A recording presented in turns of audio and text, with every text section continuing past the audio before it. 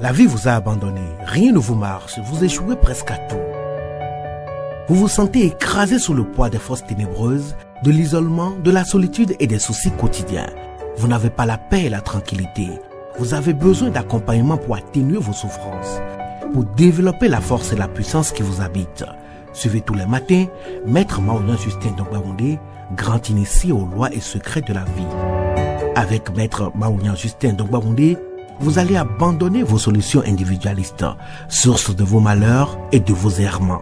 Vous allez découvrir la pensée métaphysique, seul gage de notre sortie collective du gouffre. Vous allez retrouver le chemin du mieux-être et de la joie de vivre. Message du Maître, un espace commun aux bâtisseurs d'une vie heureuse sur la terre.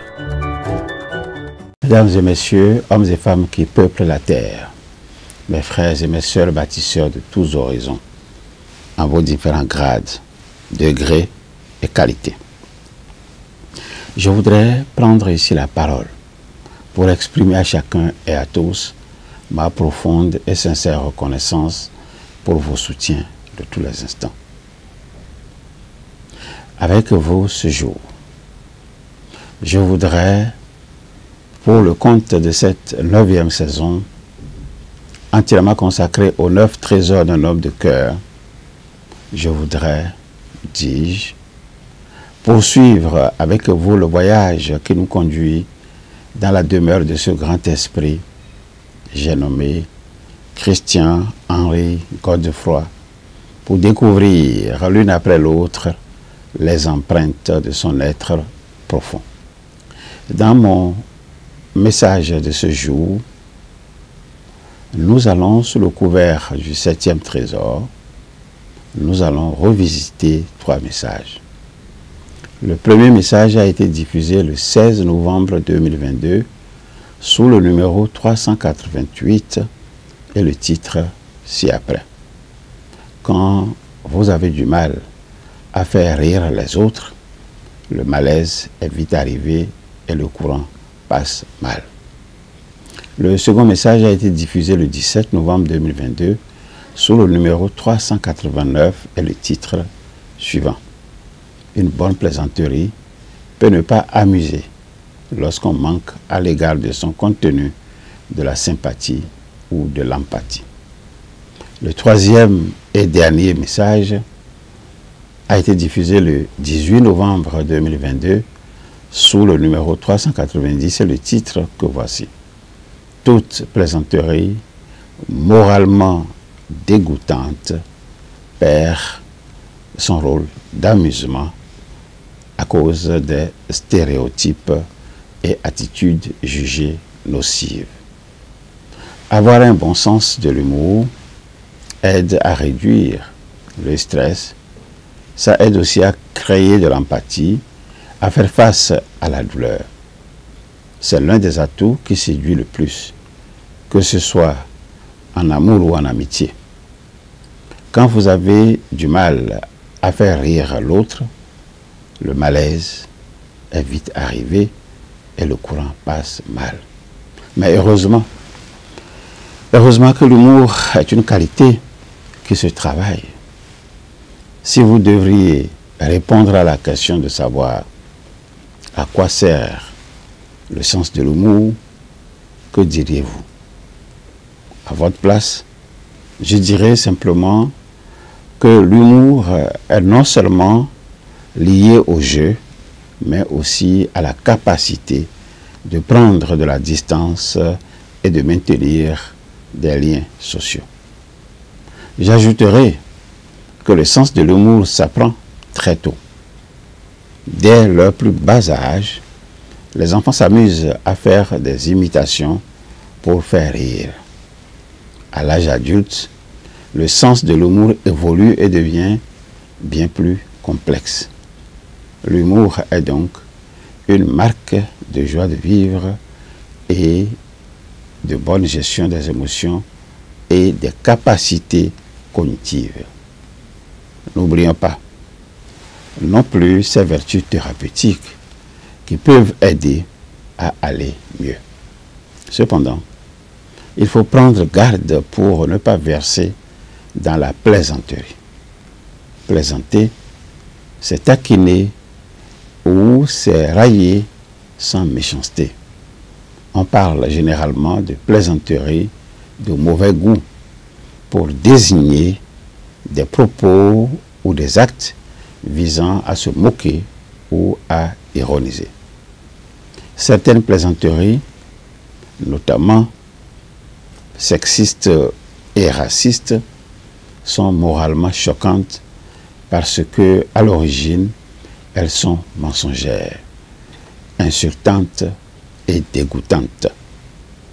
Certains affirment que, dans ces cas, la plaisanterie est moins bonne en tant que plaisanterie et ainsi sans doute moins drôle, bien qu'il ne soit pas tout à fait clair sur ce point, parce que elle sert à perpétuer des stéréotypes qui sont socialement nocifs, alors qu'à côté, d'autres affirment que la plaisanterie est moins bonne et que sa drôlerie est altérée parce que les attitudes choquantes implicites dans la plaisanterie font que la plaisanterie elle-même mérite moins d'amuser qu'elle ne le mériterait sans cela.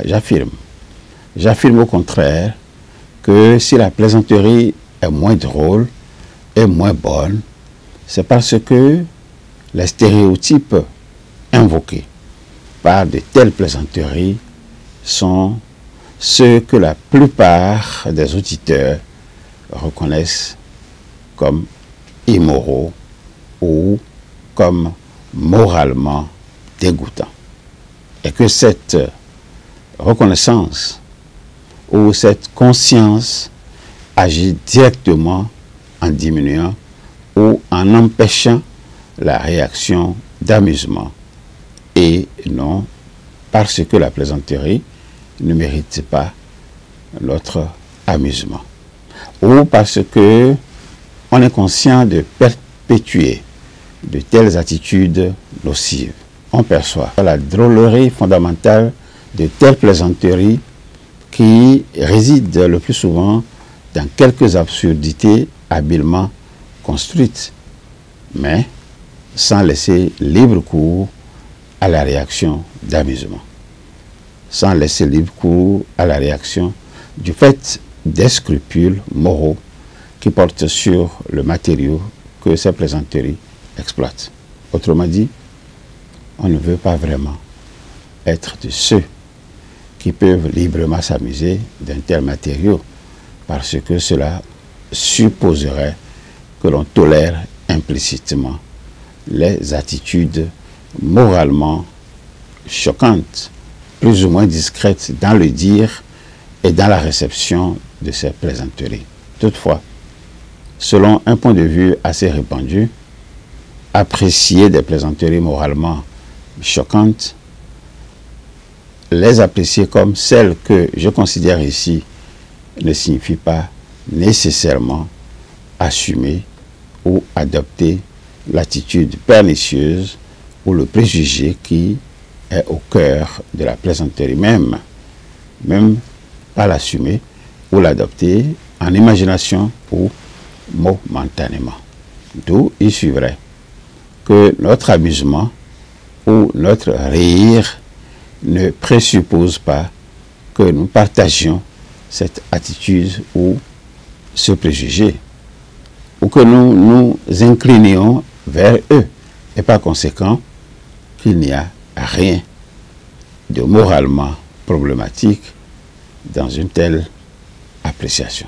Quelques idées comme celle de l'animalité des Noirs, de l'hystérie des femmes, sont par nature pernicieuses et par conséquent, le seul fait de les mettre en circulation, de les répéter, de consentir à leur expression dans un cadre social est un peu immoral. Le simple fait de les entretenir pour s'en amuser ou pour amuser les autres, même dans le contexte d'une fiction ou d'une histoire, peut ainsi faire douter de notre moralité du moins dans une certaine mesure. Si tout ceci vous semble exagéré, oubliez ça pour l'instant.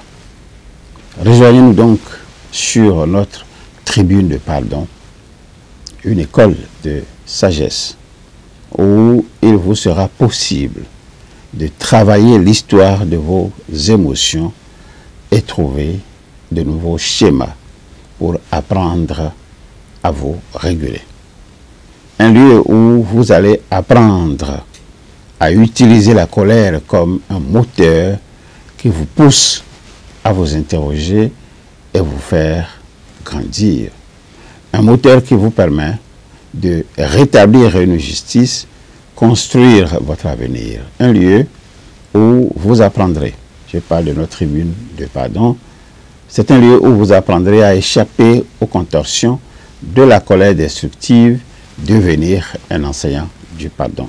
C'est un lieu où vous allez apprendre à vous débarrasser de vos rancœurs et vous mettre sur le chemin d'une vie calme et apaisée.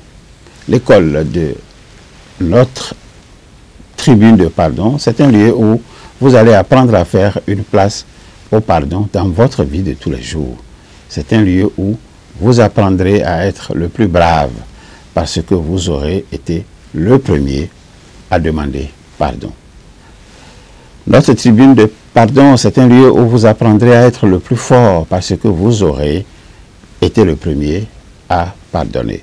Notre tribune de pardon, c'est un lieu où vous apprendrez à être le plus heureux parce que vous aurez été le premier à oublier. En attendant, continuez sans relâche à répéter, continuez à répéter cette affirmation que vous connaissez déjà. Dites, j'aimerais quitter ce monde dans un état meilleur, différent de celui dans lequel je l'avais trouvé. Si vous le dites, ça vous fera du bien et ça ferait du bien aux autres. Au revoir. À bientôt. La vie vous a abandonné, rien ne vous marche, vous échouez presque à tout. Vous vous sentez écrasé sous le poids des forces ténébreuses, de l'isolement, de la solitude et des soucis quotidiens. Vous n'avez pas la paix et la tranquillité. Vous avez besoin d'accompagnement pour atténuer vos souffrances, pour développer la force et la puissance qui vous habitent. Suivez tous les matins Maître Maoulian Justin Dongbaoundé, grand initié aux lois et secrets de la vie. Avec Maître Maoulian Justin Dongbaoundé, vous allez abandonner vos solutions individualistes, source de vos malheurs et de vos errements. Vous allez découvrir la pensée métaphysique, seul gage de notre sortie collective du gouffre. Vous allez retrouver le chemin du mieux-être et de la joie de vivre. Message du Maître, un espace commun aux bâtisseurs d'une vie heureuse sur la terre.